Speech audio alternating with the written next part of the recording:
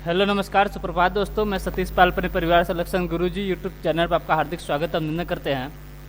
हम आशा करते हैं कि आप सभी स्वस्थ और मस्त होंगे। तो चलिए हम रोज़ की तरह आज भी जीएस के 20 क्वेश्चन को आपके सामने लेकर आए हुए हैं, जो कि आपके आगामी जो यूपी कांस्टेबल और अदर ट्रेडमैन जैसे वैकेंसीज हैं, ठीक है। और उसके अलावा देखें तो जैसे आपकी दिल्ली पुलिस की भी अभी सितंबर में वैकेंसीज आने वाली है।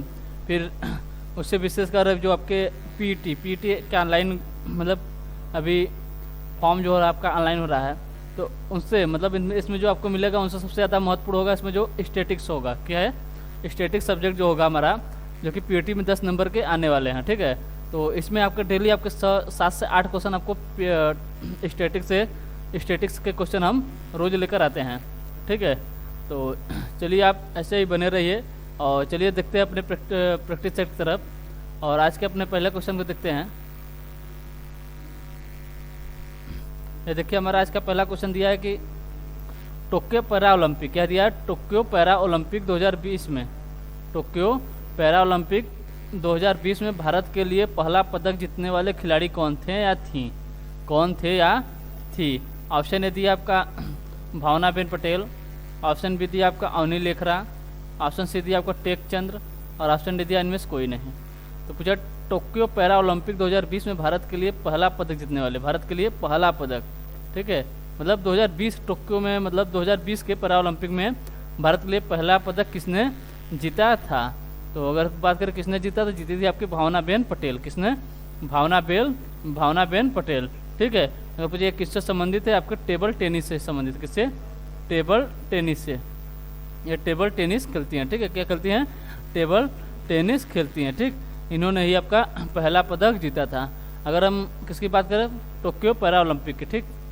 टोक्यो पैरा ओलंपिक 2020, ठीक है। अगर पूछे इसका शुभांकर क्या था, पूछ लेता है कि टोक्यो पैरा ओलंपिक 2020 का शुभांकर क्या है या क्या था, ठीक है। शुभांकर पूछ ले, या पूछे इसके मतलब ध्वजवाहक कौन कौन थे? ध्वजवाहक एक थे आपके शुरुआत के समय, मतलब गेम शुरू होने से पहले, मतलब जब शुरू हुआ तब। एक थे आपके समापन में। पूछ ले अगर से समापन में ध्वजवाहक कौन थे, या मतलब शुरुआत में ध्वजवाहक कौन थे। और पूछ लेता आपका थीम सॉन्ग क्या था? क्या था? Theme song. अगर पूछ ले टोक्यो पैरा ओलंपिक का थीम सॉन्ग क्या था, ठीक है। तो चलिए हम देख लेते हैं अपने आंसर के। पहले अगर से पूछे शुभांकर, मतलब 2020 टोक्यो पैरा ओलंपिक का शुभांकर क्या था, तो क्या था? ये था आपका सोमेटी। क्या था? सोमेटी क्या था? ये शुभांकर था। और ध्वजवाहक कौन थे? टोक्यो पैरा ओलंपिक 2020 के ध्वजवाहक, जो कि गेम मतलब शुरुआती में कौन थे, तो ये प्रारंभ में थे आपके टेकचंद। कौन थे? टेकचंद। प्रारंभ में थे आपके टेकचंद और अंतिम में कौन थे? अवनी लेखरा थी। कौन थी? अवनी लेखरा आपके समापन में थे। प्रारंभ में टेकचंद थे ध्वजवाहक और समापन में अवनी लेखरा थे, ठीक है। अगर पूछे थीम सॉन्ग क्या है, थीम सॉन्ग क्या है? थीम सॉन्ग, ठीक। 2020 टोक्यो पैरा ओलंपिक का थीम सॉन्ग क्या है, तो यहाँ पर क्या था? कर दे कमाल तू। क्या था? कर दे कमाल तू। कर दे कमाल तू, ये था यहाँ का मतलब टोक्यो पैरा ओलंपिक 2020 का थीम सॉन्ग था। क्या था? थीम सॉन्ग था। अगर पूछे इसका मोटो क्या था? क्या था? मोटो क्या था? 2020 पैरा ओलंपिक का मोटो क्या था? पूछ लेता है मोटो क्या था। तो मोटो था आपका यूनाइटेड बाई मोशन। क्या था? यूनाइटेड बाई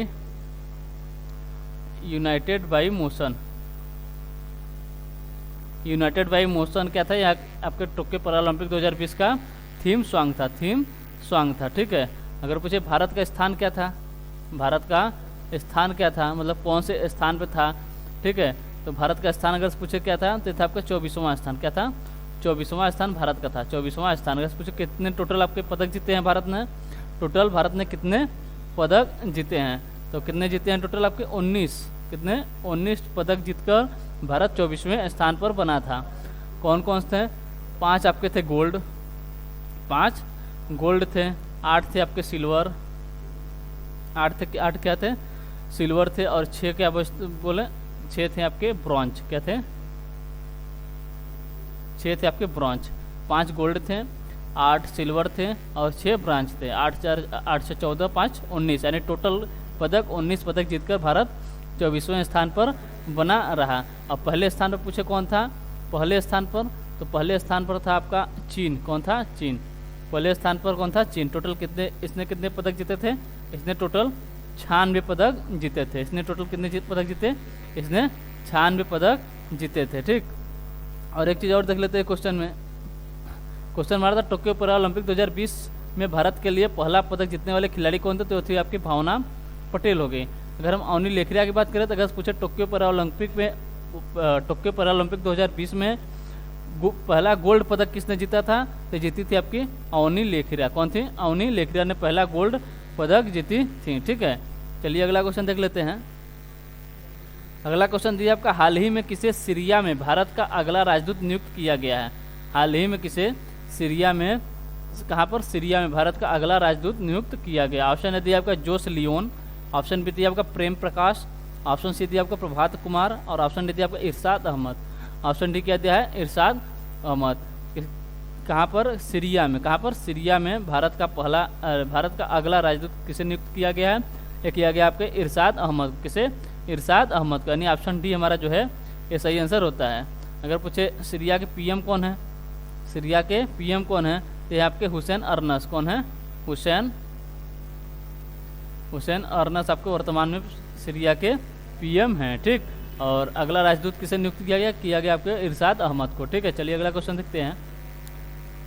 अगला क्वेश्चन दिया आपका, राष्ट्रीय स्वैच्छिक रक्तदान दिवस। राष्ट्रीय स्वैच्छिक रक्तदान दिवस कब मनाया जाता है? राष्ट्रीय स्वैच्छिक रक्तदान दिवस कब मनाया जाता है? ऑप्शन है दिया आपका 1 अक्टूबर, ऑप्शन बी दिया आपका 7 अक्टूबर, ऑप्शन सी दिया आपका 9 अक्टूबर, ऑप्शन डी दिया आपका 11 अक्टूबर। ऑप्शन डी क्या दिया है? 11 अक्टूबर। तो किसकी बात करें? राष्ट्रीय स्वैच्छिक रक्तदान, राष्ट्रीय स्वैच्छिक रक्तदान दिवस। ठीक है, राष्ट्रीय स्वैच्छिक रक्तदान दिवस कब मनाया जाता है? मनाया जाता है आपका 1 अक्टूबर। कब? 1 अक्टूबर का, यानी ऑप्शन ही हमारा जो है ये सही आंसर होता है। ठीक है, अगर पूछे 1 अक्टूबर को और कौन कौन सा दिवस मनाया जाता है? 1 अक्टूबर को और कौन कौन सा दिवस मनाया जाता है?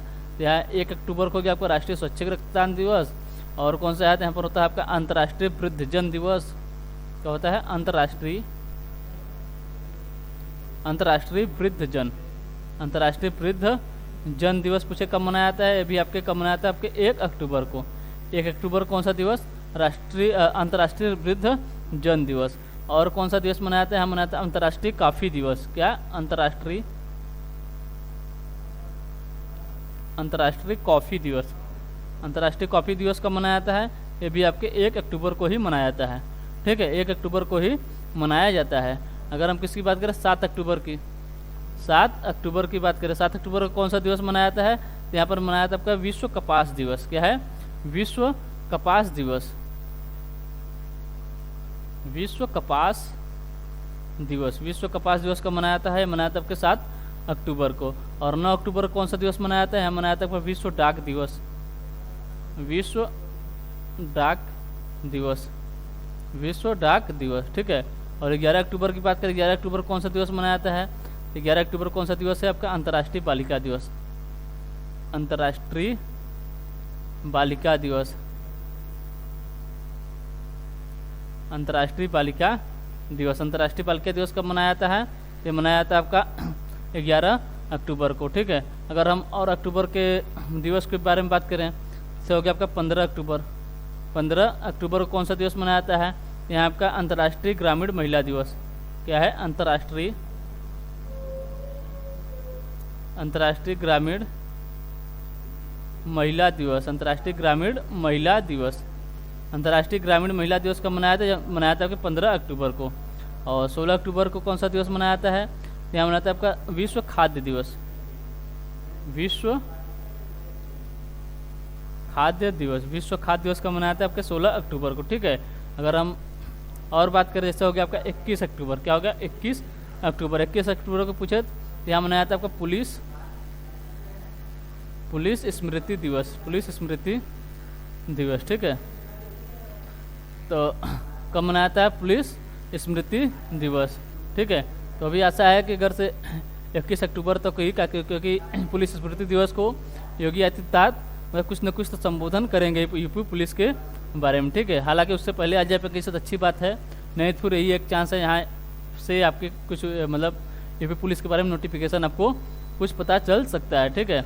और अगर हम 24 अक्टूबर की बात करें, 24 अक्टूबर कौन सा दिवस मनाया जाता है, यहाँ पर मनाया जाता है आपके अंतर्राष्ट्रीय पोलियो दिवस। कौन सा? अंतर्राष्ट्रीय पोलियो दिवस। अंतर्राष्ट्रीय पोलियो दिवस। अंतर्राष्ट्रीय पोलियो दिवस को कब मनाया जाता है? ये मनाया जाता है आपके 24 अक्टूबर को, 24 अक्टूबर को, ठीक है। और अगर हो गया 1 अक्टूबर को हमारा हो गया राष्ट्रीय स्वैच्छिक रक्तदान दिवस।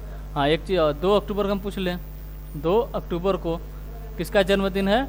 यह आपके राष्ट्रपिता महात्मा गांधी की जन्म दिवस है। और आप बताएंगे 2 अक्टूबर को कौन सा दिवस मनाया जाता है, आपको कमेंट बॉक्स में इसका आंसर बताना है, ठीक है। चलिए अगला क्वेश्चन देख लेते हैं। अगला क्वेश्चन दिया आपका, हाल ही में कौन सी सोशल मीडिया ने अपने लोगो चेंज कर दिए हैं? हाल ही में कौन सी सोशल मीडिया ने अपने लोगो चेंज कर दिए हैं? ऑप्शन ए दिया आपका ट्विटर, ऑप्शन बी दिया आपका फेसबुक, ऑप्शन सी दिया आपका व्हाट्सअप और ऑप्शन डी दिया आपका इंस्टाग्राम। ऑप्शन डी क्या दिया है? इंस्टाग्राम, ठीक है। तो किसने अपनी सोशल लोगो जो है आपको किसने अपना चेंज कर दिया है? तो किसने चेंज किया आपके ट्विटर ने। किसने? ट्विटर ने, यानी ऑप्शन बी हमारा जो है ये सही आंसर होता है। ट्विटर का लोगो पहले क्या था? तो लोगो था उसमें एक उड़ती हुई चिड़िया को दिखाया गया था, उड़ती हुई चिड़िया को दिखाया गया, जिसे अब हटाकर क्या कर दिया गया? अब उसका मतलब एक्स बना दिया, मतलब उसमें उसका लोगो चेंज करके चिड़िया की जगह क्या कर दिया गया? एक्स कर दिया गया, ठीक है। अगर पूछे ट्विटर की स्थापना कब हुई थी? स्थापना कब हुई थी? हुई थी आपकी 2006 में। हेडक्वार्टर कहाँ है? एक हेडक्वार्टर आपका कैलिफोर्निया में। कहाँ पर? कैलिफोर्निया में। कैलिफोर्निया में इसका हेडक्वार्टर है। अगर पूछे फेसबुक की स्थापना कब हुई थी? ये हुई थी आपकी 2004 में। इसका भी अगर पूछे मुख्यालय क्या है, तो भी आपके कैलिफोर्निया में ही है, ठीक। अगर हम व्हाट्सअप की बात कर ले, ये भी इसका भी स्थापना हुआ था आपका 2009 में, और इंस्टाग्राम का हुआ था आपका 2010 में, ठीक।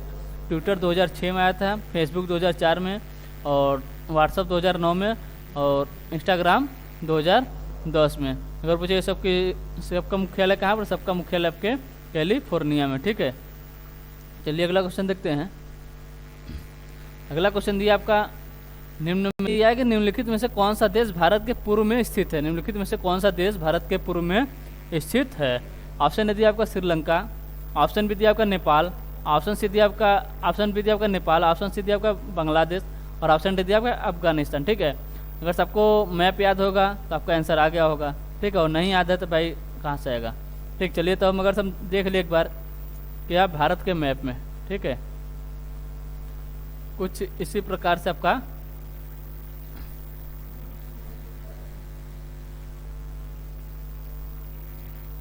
ये आपका भारत का मैप ठीक इसी प्रकार बनता है, ठीक। तो अगर हम बात करें श्रीलंका, श्रीलंका यहाँ नीचे है, यहाँ पर है आपका बांग्लादेश, क्या है? बांग्लादेश, ठीक। अब पूछा नेपाल, नेपाल की बात करें, नेपाल कहाँ पर? नेपाल यहाँ पर दिया है, ठीक। और कौन सा देश है आपका? श्रीलंका, नेपाल, बांग्लादेश और अफगानिस्तान। अफगानिस्तान की बात करें तो अफगानिस्तान कुछ यहाँ पर है, अफगानिस्तान, ठीक है, अफगानिस्तान, ठीक। तो पूछा था कहाँ पर? पूछा था पूर्व में, तो पूर्व कहाँ है? ये आपका हो गया ईस्ट, वेस्ट, नॉर्थ, साउथ। ये हो गया आपका पूरब, ये दक्षिण है, ये पश्चिम है और ये उत्तर है। तो उत्तर में पूछे तो उत्तर में अगर से लेंगे, उत्तर में यहाँ पर देखिए कोई देश नहीं है। उत्तर पूर्व की बात करें नेपाल आ जाएगा, उत्तर पश्चिम की बात करें तो अफगानिस्तान आ जाएगा, और पश्चिम में इधर कोई नहीं दिखाया गया है, मतलब ऑप्शन के हिसाब से कुछ नहीं है। और दक्षिण में बात करें, दक्षिण में क्या है? दक्षिण में आपका है श्रीलंका, क्या है? श्रीलंका, श्रीलंका आपको दक्षिण में है। और पूर्व में बात करें, पूर्व में आपका बांग्लादेश, क्या है? बांग्लादेश, ठीक है। यानी ऑप्शन सी हमारा जो है ये सही होता है, ठीक। चलिए अगला क्वेश्चन देखते हैं। अगला क्वेश्चन दिया, शतरंज बोर्ड में कितने वर्ग होते हैं? शतरंज बोर्ड में कितने वर्ग होते हैं? ऑप्शन दिया आपका 36, ऑप्शन बी दिया आपका 48, ऑप्शन सी दिया आपका 64 और ऑप्शन डी दिया आपका 72। ऑप्शन डी क्या दिया? 72। तो किसकी बात करा? शतरंज बोर्ड में कितने वर्ग होते हैं? ये होते हैं आपके टोटल 64 वर्ग होते हैं। दो होते हैं, मतलब दो 32 के 32 के आपके दो होते हैं, टोटल आपके 64 वर्ग होते हैं, ठीक है। 32 इसमें काले रंग के होते हैं और 32 क्या होते हैं? 32 आपके सफ़ेद के दिए होते हैं, ठीक। 32 सफ़ेद के दिए होते हैं। रंग चेंज भी हो सकते हैं, लेकिन मतलब हालांकि अधिकतर देखने को यही मिलता है कि 32 जो आपके काले रंग के होते हैं और 32 सफ़ेद रंग के होते हैं। यानी टोटल कितने हुए? टोटल 64 वर्ग होते हैं। ठीक, चलिए अगला क्वेश्चन देखते हैं। अगला क्वेश्चन दिया, एशियाई विकास बैंक का मुख्यालय कहाँ स्थित है? एशियाई विकास बैंक का मुख्यालय कहाँ स्थित है? ऑप्शन ए दिया आपका सिंगापुर, ऑप्शन डी दिया आपका बैंकॉक, ऑप्शन सी दिया आपका मनीला और ऑप्शन डी दिया आपका हांगकांग। किसकी बात कर रहा है? एशियाई विकास बैंक। अगर हम इसकी स्थापना के बारे में बात करें, इसकी स्थापना कब हुई थी? इसकी स्थापना हुई थी आपके 1966 में। कब? 1966 में इसकी स्थापना हुई थी। इसका मुख्यालय कहाँ पर है? तो यहाँ आपके मनीला। मनीला कहाँ है? फिलीपींस में। फिलीपींस में, ठीक है, फिलीपींस कहाँ पर है? अरे एक मतलब फिलीपींस में ही आपकी मनीला है। ठीक है, यानी ऑप्शन सी हमारा जो है कि सही होता है कि एशियाई विकास बैंक का मुख्यालय आपका मनीला में स्थित है। ठीक, चलिए अगला क्वेश्चन देखते हैं। अगला क्वेश्चन दिया आपका, भारत के संविधान के किस अनुच्छेद में, भारत के संविधान के किस अनुच्छेद में लिखा है कि 14 वर्ष से कम, क्या लिखा है कि 14 वर्ष से कम आयु का बालक किसी भी फैक्ट्री या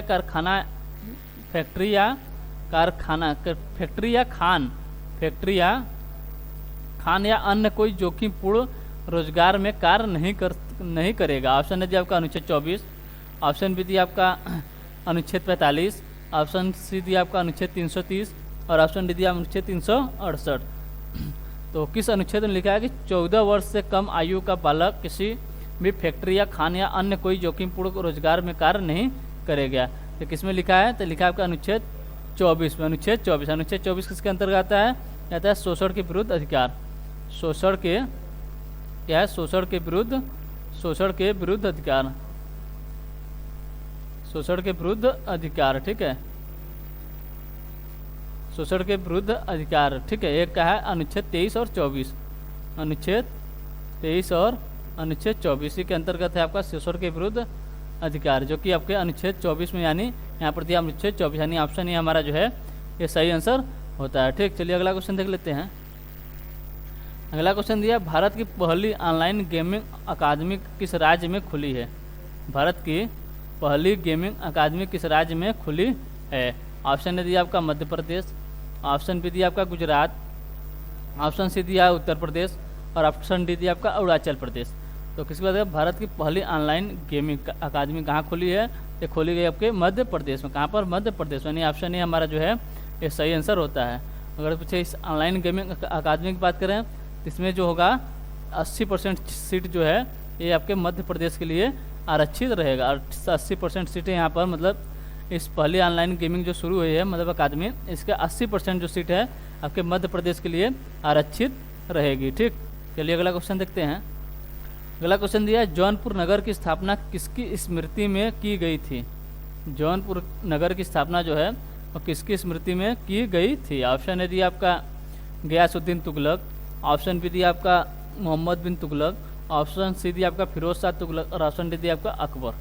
ठीक, अगर पहले हम बात कर ले जौनपुर नगर की स्थापना की किसने थी? किसने थी? जौनपुर नगर की स्थापना अगर पूछे किसने की थी, तो किए थे आपके फिरोज शाह तुगलक। कौन थे? फिरोज शाह तुगलक। ठीक है, किसकी स्मृति में किए थे? तो किए थे आपके मोहम्मद बिन तुगलक की स्मृति में। ठीक है, मोहम्मद बिन तुगलक के स्मृति में। और मोहम्मद बिन तुगलक का बचपन का नाम क्या था? जौना खां था। क्या था? जौना खां। इसी नाम के आधार पर आपके जौना खां के नाम पर जौनपुर की स्थापना की थी। ठीक, किसका नाम था ये था आपके मोहम्मद बिन तुगलक का। मोहम्मद बिन तुगलक का। ठीक है, अब मोहम्मद बिन तुगलक कौन था? तो यह था आपका फिरोज शाह तुगलक के चचेरा भाई था। फिरोज शाह तुगलक का चचेरा भाई था। कौन? मोहम्मद बिन तुगलक। ठीक है, चलिए अगला क्वेश्चन देखते हैं। अगला क्वेश्चन दिया आपका कि निम्नलिखित में से कौन उत्तरी अमेरिका की महान झील नहीं है? महान झील नहीं है। ठीक है, ऑप्शन ए दिया आपका सुपीरियर झील, ऑप्शन डी बी दिया आपका यूरान झील, ऑप्शन सी दिया आपका एरी झील और ऑप्शन डी दिया आपका विक्टोरिया झील। तो अगर हम किसकी बात करें? महान झील की। महान झील में टोटल कितनी झीलें आती हैं? आपकी टोटल आपकी 5 झीलें आपकी महान झील के अंतर्गत आती हैं। 5 झीलें आपकी महान झील के अंतर्गत आती हैं। कौन कौन सी हैं? एक है आपका सुपीरियर झील। ठीक है, इसके बाद है आपका मिशिगन झील। मिशिगन झील, एक है आपका ह्यूरॉन झील, ह्यूरॉन झील, एक है आपका ईरी झील। क्या है? ईरी झील। सुपीरियर हो गया, मिशिगन, ह्यूरॉन और ईरी। ईरी के बाद कौन है? एक है आपका ओंटारियो झील, ओंटारियो झील। ठीक है, ये आपकी 5 झीलें जो है आपकी किसके अंतर्गत आती है? महान झीलों के अंतर्गत आती हैं। 5 झीलें आपकी महान झीलों के अंतर्गत आती हैं। कहाँ पर हैं? तो आपके उत्तरी अमेरिका में स्थित, उत्तरी अमेरिका में स्थित कहाँ पर? अमेरिका और कनाडा की सीमा पर है। कहाँ पर है? अमेरिका और कनाडा की सीमा पे। अगर हम मिशिगन झील की बात करें, किसकी? मिशिगन झील की। ये मिशिगन झील जो है आपकी पूर्ण रूप से यूएसए के अंतर्गत आती है। किसके? यूएसए के अंतर्गत, यानी अमेरिका के अंतर्गत आती है। और बाकी 4 झीलें जो हैं आपकी अमेरिका और कनाडा पे, अमेरिका और कनाडा के सीमा पर स्थित है, जो कि आपके 49वीं डिग्री समानांतर रेखा है। उसी पे यही आपके अमेरिका और कनाडा का मतलब सीमा रेखा है, और इसी पे आपके ये चारों झील स्थित है। और मिशिगन झील कहाँ है? यह भी आपके महान झील का हिस्सा है मिशिगन झील, लेकिन ये आपके अमेरिका के अंतर्गत पूर्ण रूप से आती है। ठीक है, अगर हम ओंटारियो झील की बात करें, ओंटारियो झील की, तो ओंटारियो झील से अगर पूछे कौन सी नदी निकलती है, तो निकलती है आपकी सेंट लॉरेंस नदी। सेंट लॉरेंस नदी, सेंट लॉरेंस नदी अगर पूछे कहाँ से निकलती है, ये आपके ओंटारियो झील से निकलती है। ठीक है, जो कि आपके अमेरिका मतलब उत्तर अमेरिका की सबसे व्यस्त नदी कही जाती है। कौन सी झील है? कौन सी नदी? सेंट लॉरेंस नदी उत्तरी अमेरिका की सबसे व्यस्त नदी कही जाती है, यानी व्यस्ततम नदी कही जाती है, जबकि आपकी ओंटारियो झील से निकली है। ठीक, निकलती है। ठीक, मतलब निकली है। अगर हम किसकी बात करें? मिशिगन झील की बात करें, मिशिगन झील के किनारे कौन सा शहर बसा है? ये बसा है आपका शिकागो शहर। मिशिगन झील के किनारे कौन सा शहर है? आपका शिकागो शहर है। कौन सा शहर है? शिकागो शहर है। शिकागो शहर कहाँ पर है? मिशिगन झील के किनारे पर है। जो ठीक है, जो कि आपकी विश्व की सबसे बड़ी मांस मंडी कही जाती है। कौन सा? शिकागो शहर को क्या कहा जाता है? विश्व की सबसे बड़ी मांस की मंडी किसे कहा जाता है? आपके शिकागो शहर को कहा जाता है। ठीक है, और अगर हम बात करें जो आपकी सू नहर है, सू नहर है, वो किसको किसको जोड़ती है? तो आपके सुपीरियर झील को ह्यूरॉन झील से जोड़ती है। यही प्रति है आपका सुपीरियर और ह्यूरॉन। सुपीरियर और ह्यूरॉन के पूछे कौन सी झील जोड़ती है, कौन सा नहर जोड़ती है? आपका सू नहर। सू नहर जो है आपके सुपीरियर और ह्यूरॉन झील को जोड़ती है। ठीक, ये हो गया आपकी महान झीलों से, मतलब महान झीलों के बारे में जो आपकी जानकारी थी आपके हमने दे दी। ठीक, क्या क्या है? 5 झील होती हैं इसमें। ठीक, टोटल कहाँ पर है? ये अमेरिका और कनाडा की सीमा पर स्थित है। ठीक, और इसमें से मिशिगन झील जो है वो आपके पूर्ण रूप से अमेरिका के तहत है, और मिशिगन झील के तट पे आपके शिकागो शहर स्थित है, जो कि विश्व की सबसे बड़ी मांस मंडी के लिए फेमस है, यानी मांस मंडी कही जाती है। ठीक, अगर हम सेंट लॉरेंस नदी की बात करें, अरे सॉरी ओंटारियो नदी की बात, ओंटारियो झील की बात करें, तो यहाँ से कौन सी नदी निकलती है? आपकी सेंट लॉरेंस नदी निकलती है, जबकि आपकी उत्तर अमेरिका की सबसे व्यस्तम नदी कही जाती है। और सुपीरियर और ह्यूरॉन झील को कौन सा शहर अलग करता है या जोड़ता है? तो आपका कौन सा नहर है? आपका सू नहर है। कौन सा है? सू नहर है। ठीक, तो पूछा था कौन से उत्तर अमेरिका की कौन सी झील जो है आपको उत्तर अमेरिका की महान झील में नहीं है? तो आपकी विक्टोरिया झील जो है आपकी ये महान झील के अंतर्गत नहीं आती है। कहाँ पर? तो आपके अफ्रीका महाद्वीप में। कहाँ पर है? अफ्रीका महाद्वीप में। अफ्रीका महाद्वीप में पूछे कहाँ पर? तो आपके भूमध्य रेखा के पास में स्थित है। और यहीं से विश्व की सबसे लंबी नदी क्या है? नील नदी, जो कि विश्व की सबसे लंबी नदी क्या है? नील नदी। कहाँ से निकलती है? पूछे, निकलती है आपकी विक्टोरिया झील से। ठीक है, चलिए अगला क्वेश्चन देख लेते हैं। अगला क्वेश्चन दिया आपका, निम्नलिखित में से कौन सा एशिया का सबसे पहला स्टॉक एक्सचेंज है? निम्नलिखित में से कौन सा एशिया का सबसे पहला स्टॉक एक्सचेंज है?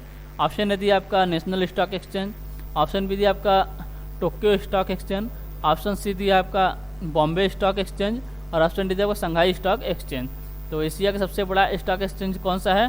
तो आपका बॉम्बे स्टॉक एक्सचेंज। कौन सा है? बॉम्बे स्टॉक एक्सचेंज, यानी ऑप्शन सी हमारा जो है ये सही आंसर होता है। अगर पूछे एशिया या भारत का भी कह सकते, मतलब भारत का भी पूछे तो भी क्या होगा? बॉम्बे होगा। जब एशिया का तो भारत का होगा ही। ठीक है, और अगर पूछे इसकी स्थापना कब हुई थी? इसकी स्थापना कब हुई थी? इसकी स्थापना हुई थी आपका 1875 में। कब? 1875 में। हेड क्वार्टर कहाँ पर है? तो हेड क्वार्टर है आपका मुंबई में। कहाँ पर है? मुंबई में इसका हेड क्वार्टर है। ठीक, चलिए अगला क्वेश्चन देखते हैं। अगला क्वेश्चन दिया आपका, आज़ाद हिंद फौज का प्रथम सेनापति कौन थे? आज़ाद हिंद फौज के प्रथम सेनापति कौन थे? ऑप्शन ए दिया आपका मोहन सिंह, यानी इनका पूरा नाम क्या है? इन्हें बुलाया था आपका कैप्टन मोहन सिंह। क्या? Captain Mohan Singh. Option B दिया आपका प्रीतम सिंह, ऑप्शन सी दिया आपका सुभाष चंद्र बोस, ऑप्शन डी दिया आपका शाहनवाज खान। ऑप्शन डी क्या दिया है? शाहनवाज खान। तो किसकी बात कर रहा है? आज़ाद हिंद फौज के प्रथम सेनापति कौन थे? आज़ाद हिंद फौज के प्रथम सेनापति कौन थे? ठीक है, पहले हम बात करते हैं आज़ाद हिंद फौज का गठन हुआ कब था। आज़ाद हिंद फौज का गठन कब हुआ था, तो हुआ था आपका 1942 में। कब, 1942 में, ठीक है। अगर डेट की बात करें तो ये आपका 7 सितंबर, कब, 7 सितंबर 1942 को किसका गठन हुआ था, आज़ाद हिंद फौज का गठन हुआ था, ठीक है। अगर या फिर पुलिस स्थापना हुई थी। अगर पूछे इसके संस्थापक कौन कौन थे, इसके संस्थापक कौन कौन थे, तो संस्थापक कौन कौन थे, ये थे आपके मोहन सिंह। कौन थे, मोहन सिंह थे। फिर थे आपके रास बिहारी बोस थे। कौन थे, रास बिहारी बोस थे, रास बिहारी बोस थे। मोहन सिंह हो गए, रास बिहारी बोस हो गए, ठीक है, रास बिहारी बोस हो गए। एक थे आपके निरंजन सिंह। कौन थे, निरंजन सिंह। ये 3 लोग आपके इसके संस्थापक थे। ये 3 लोग इसके संस्थापक थे, ठीक है। अगर पूछे सुभाष चंद्र बोस को आज़ाद हिंद फौज की कमांड कब सौंप दी गई थी, तो सौंपी गई थी आपकी 4 जुलाई 1943 को, 4 जुलाई 1943 को। 7 सितंबर 1942 को इसका गठन होता है और 4 जुलाई 1943 को इसे किसको सौंप दी गई थी, इसका मतलब कमांड जो है वो आपके आज़ाद हिंद फौज का कमांड जो है आपके सुभाष चंद्र बोस के हाथों में सौंप दी गई थी। कब, 4 जुलाई 1943, 4 जुलाई 1943 को, ठीक है। और इसी के बाद आपको एक दिन मतलब इसके अगले दिन, कब, 5 जुलाई 1943 को जो सुभाष चंद्र बोस थे उन्होंने एक नारा दिया था। क्या, दिल्ली चलो का नारा दिया था। क्या दिया था, दिल्ली चलो का नारा दिया था। कहाँ पर दिए थे, ये दिया था आपके सिंगापुर में। कहाँ पर, सिंगापुर में सिंगापुर से इन्होंने कहा था, मतलब दिल्ली चलो का नारा पूछे कहाँ से दिए थे, आपके सिंगापुर में दिए थे। कब दिए थे, 5 जुलाई 1943 को। और 4 जुलाई 1943 को आज़ाद हिंद फौज का इन्हें कमांड सौंप दिया जाता है। 4 जुलाई 1943 को इन्हें कमांड सौंप दिया जाता है, ठीक। तो हमारा क्वेश्चन क्या था, क्वेश्चन देखते हैं। क्वेश्चन दिया था कि आज़ाद हिंद फौज का प्रथम सेनापति पूछे कौन थे, यह थे मोहन सिंह, यानी कैप्टन मोहन सिंह थे। कौन थे, कैप्टन मोहन सिंह थे। यानी ऑप्शन ए हमारा जो है ये सही आंसर होता है। ऑप्शन ए हमारा जो है ये सही आंसर होता है, ठीक। चलिए अगला क्वेश्चन देख लेते हैं। अगला क्वेश्चन दिया, कौन सी नदी बंगाल के शोक के नाम से जानी जाती है। कौन सी नदी बंगाल के शोक के नाम से जानी जाती है। ऑप्शन ए दिया आपका हुबली नदी, ऑप्शन सी दिया आपका ब्रह्मपुत्रा नदी, ऑप्शन सी दिया आपका दामोदर नदी, और ऑप्शन डी दिया आपका स्वर्णरेखा नदी, ठीक है। पहले हम इस क्वेश्चन के बारे में बात करने से पहले आपसे मतलब हमारा क्वेश्चन है कि बिहार का शोक किस नदी को कहते हैं। बिहार का शोक मतलब किस नदी को कहते हैं, ठीक है। बिहार का शोक किस नदी को कहते हैं, इसका आंसर आप कमेंट बॉक्स में जरूर दीजिएगा, ठीक है। तो चलिए अपने क्वेश्चन की तरफ बढ़ते हैं। रिया, कौन सी नदी बंगाल के शोक के नाम से जानी जाती है। ऑप्शन नदी हुबली नदी, ब्रह्मपुत्रा नदी, दामोदर नदी और स्वर्णरेखा नदी। कौन सी नदी है, आपके दामोदर नदी है। कौन सी है, दामोदर नदी। अगर पूछे निकलती कहाँ से है, तो आपके छोटा नागपुर पठार से निकलती है, और ठीक है। और इसकी बात करें तो छोटा नागपुर पठार को 2 भागों में बांट दिया, यानी छोटा नागपुर पठार के बीचों बीच से ये बहती है। इसे 2 भागों में बांटते। क्या, कौन कौन से भाग में बांटती है, तो बांटती है आपका, एक है आपका हजारीबाग का पठार, जैसे आपका मान लीजिए आपका पठार हो गया, पठार में आपका छोटा नागपुर पठार है, यहाँ से आपका दामोदर नदी आपकी जो है अब बहती है। ऊपर को यह जो हो जाता है आपका हजारीबाग पठार, और नीचे आपका रांची का पठार। ये 2 भागों में आपकी कौन सी नदी है, ये आपकी दामोदर नदी है। क्या है, दामोदर नदी, ठीक है। दामोदर नदी जो आपके 2 भागों में बांट देती है, और यही जो है आपकी बंगाल का शोक कहलाती है। बंगाल की शोक नदी के नाम से किसे जाना जाता है, आपके दामोदर नदी को जाना जाता है। और इस पर एक अच्छा क्वेश्चन बनता है कि स्वतंत्र भारत की सबसे पहली परियोजना जो है वो किस नदी पर लाई गई। तो लाई गई आपके दामोदर नदी पे। मतलब कहाँ से, कब लाई गई, तो 1948 में, ठीक है। और किस पर आधारित थे, तो ये आधारित थी आपकी यूएसए के यानी अमेरिका के टेनेसी नदी पर आधारित परियोजना पर। ये मतलब यूएसए के टेनेसी नदी पर परियोजना पर के आधार पर इसे लाया गया था। कब लाया गया, तो 1948 में, ठीक है। चलिए अगला क्वेश्चन देख लेते हैं। अगला क्वेश्चन दिया आपका माघ साजी के नाम पर मकर संक्रांति किस राज्य में मनाई जाती है। जो माघ साजी के नाम पर मकर संक्रांति किस राज्य में मनाई जाती है, ठीक है। ऑप्शन ए दिया आपका पंजाब, ऑप्शन बी दिया आपका गुजरात, ऑप्शन सी दिया आपका उत्तर प्रदेश, और ऑप्शन डी दिया आपका हिमाचल प्रदेश। ऑप्शन डी क्या दिया है, हिमाचल प्रदेश। तो माघ साजी के नाम पे, माघ साजी के नाम पर मकर संक्रांति यानी क्या है, मकर संक्रांति, जो कि आपके उत्तर प्रदेश में किस नाम से जानी जाती है, एक खिचड़ी के नाम से जाना जाता है। उत्तर प्रदेश में पूछे तो खिचड़ी के नाम से जाना जाता है। कब मनाया जाता है, तो मनाया जाता है आपके 13 से 14 या 14-15 जनवरी को मनाया जाता है। ठीक है, तो माघ साजी के नाम से मतलब किस राज्य में से माघ साजी के नाम से जानते हैं आपके पंजाब में। कहाँ पर, पंजाब में। ठीक है, कहाँ पर, पंजाब में। ठीक है, यहीं पर माघ भी कहते हैं और क्या कहते हैं, तो कहते हैं आपके लोहड़ी। क्या कहते हैं, लोहड़ी। लोहड़ी भी कहाँ पर कहते हैं, आपके पंजाब में ही कहते हैं। ठीक है, पंजाब में लोहड़ी करते हैं। ठीक, पंजाब में लोहड़ी कहते हैं। गुजरात में बात करें, गुजरात में क्या कहते हैं, गुजरात में आपका उत्तरायण कहते हैं। क्या कहते हैं, उत्तरायण। ठीक है, उत्तरायण, गुजरात में उत्तरायण कहते हैं। उत्तर प्रदेश में खिचड़ी के नाम से जानते हैं। कहाँ पर, उत्तर प्रदेश में खिचड़ी के नाम से जानते हैं। और सॉरी, ये आपका हिमाचल प्रदेश होगा। क्या है, माघ साजी के नाम पर मकर संक्रांति किस राज्य में मनाई जाती है, मनाई जाती है आपके हिमाचल प्रदेश। हिमाचल प्रदेश यानी ऑप्शन डी हमारा जो है ये सही आंसर होता है। ठीक, अब पंजाब में किस नाम से जानी जाती है, यहाँ पर जाती है आपकी लोहड़ी और माघी के नाम से, सॉरी लोहड़ी और माघी के नाम से। कहाँ पर, पंजाब में। और माघ साजी के नाम पे कहाँ पर, हिमाचल प्रदेश में। हिमाचल प्रदेश में माघ साजी है और पंजाब में आपका लोहड़ी और माघी है। ठीक है, और अगर हम और राज्यों की बात करें, जैसे देख ले उत्तराखंड, उत्तराखंड में किस नाम से जाने जाते हैं, यहाँ जाते हैं घुघुती। क्या, घुघुती के नाम से उत्तराखंड में जानी जाती है। और असम की बात करें, असम में किस नाम से जाने जाते हैं, मकर संक्रांति को असम में किस नाम से जाना जाता है, यहाँ जाता है आपका भोगाली बिहू। क्या कहा जाता है, भोगाली बिहू। भोगाली बिहू पूछे कहाँ पर कहा जाता है मकर संक्रांति को, एक आता है आपके असम में। ठीक है, और वेस्ट बंगाल में पूछे, वेस्ट बंगाल में तो यहाँ कहा जाता है आपके पौष संक्रांति, पौष संक्रांति। ठीक है, पौष संक्रांति कहाँ कहा जाता है, आपके वेस्ट बंगाल में। ठीक, और तमिलनाडु की बात करें, तमिलनाडु में किस नाम से जानते हैं, यहाँ जानते हैं आपके पोंगल के नाम से, पोंगल के नाम से कहाँ जानते हैं आपके तमिलनाडु में। ठीक है, और केरल में किस नाम से जानते हैं, यहाँ जानते हैं आपके मकर विलक्कू के नाम से कहाँ जानते हैं, ये आपके केरल में। ठीक है, कहाँ पर, केरल में। ठीक, फिर से एक बार देख लेते हैं। पूछा था माघ साजी के नाम पर मकर संक्रांति किस राज्य में मनाई जाती है, मनाई जाती है आपके हिमाचल प्रदेश में। पंजाब में किस नाम से, लोहड़ी या माघी के नाम से। गुजरात में उत्तरायण, उत्तर प्रदेश में खिचड़ी के नाम से, उत्तराखंड में धुधुती के नाम से, असम में भोगाली बिहू के नाम से, वेस्ट बंगाल में पौष संक्रांति, तमिलनाडु में पोंगल और केरल में मकर विलक्कू। केरल में क्या है, मकर विलक्कू। ठीक है, चलिए अगला क्वेश्चन देखते हैं। और अगर सेशन आपको अच्छा लग रहा हो तो लाइक करना ना भूलें। ठीक, और शेयर भी जरूर करिएगा। ठीक, चलिए अगला क्वेश्चन देख लेते हैं। अगला क्वेश्चन दिया आपका भारत का जो है राष्ट्रीय आदर्श वाक्य सत्यमेव जयते, अर्थात सत्य की हमेशा विजय होती है।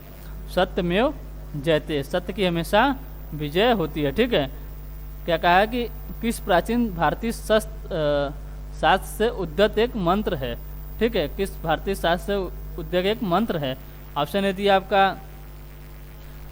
आपका ऋग्वेद से, ऑप्शन बी दिया आपका मुंडकोपनिषद से, ऑप्शन सी दिया आपका भगवद गीता से और ऑप्शन डी दिया मत्स्य पुराण से। तो ये कहाँ से लिया गया आपका सत्यमेव जयते, भारत का राष्ट्रीय आदर्श वाक्य है सत्यमेव जयते। इसका मतलब क्या होता है, सत्य की हमेशा विजय होती है, सत्य की हमेशा विजय होती है। अगर पूछे कहाँ से लिया गया है, तो लिया गया कहाँ से लिया गया आपके मुंडकोपनिषद से। कहाँ पर, मुंडकोपनिषद से, यानी जो आपके सबसे छोटा उपनिषद है, यानी ऑप्शन बी हमारा जो है ये सही आंसर होता है। ठीक, अगर पूछे सबसे बड़ा उपनिषद कौन सा है, तो ये आपका बृहदारण्यक उपनिषद,